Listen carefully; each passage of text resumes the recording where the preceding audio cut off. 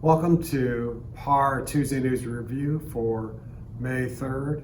PAR TNR is your news about issues that are important to IDA providers and our community. May is Better Speech and Language Month. It aims to raise awareness concerning disorders of speech, hearing, voice, and language.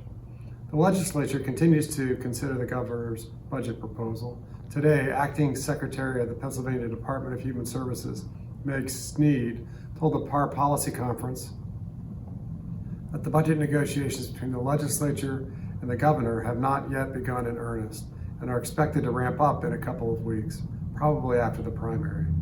PAR and our partners will continue to meet with legislative leadership, appropriation committee members, and the administration until this process is complete.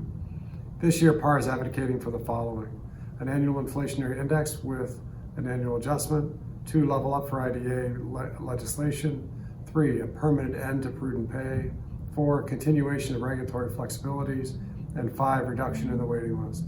Significant progress has been made on 3 of PAR's budget priorities. The level up for IDA legislation was introduced, permanent end to prudent pay was also introduced, and the waiting list was included in the governor's budget proposal.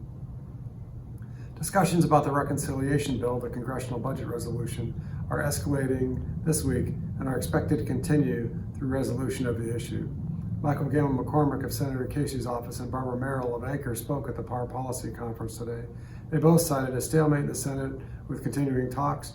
They also mentioned that the talks could continue as long as through July, and that the Ukraine crisis was certainly impacting the bandwidth for those conversations, but they did not see it as an impediment in the longer term.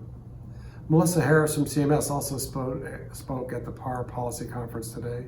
She gave several updates on Medicaid, including CMS's strategy for dealing with states on the HCBS settings rule compliance amidst a workforce crisis exacerbated by the pandemic. They plan to first develop a list of non-negotiable standards that are subsets of the settings rule, such as recipient rights. Second, to do corrective action plans for other non-compliance areas that are due to the workforce crisis. And third, require states to have their state transition plan approved by CMS. The deadline for compliance is March 17th, 2023. Please go to www.par.net/action-center to contact your House and Senate members to support PAR's advocacy efforts. Remember to follow PAR on Facebook and Twitter, to check out, like, and share our posts. Be sure to tag the governor and your state and federal legislators to help spread our message.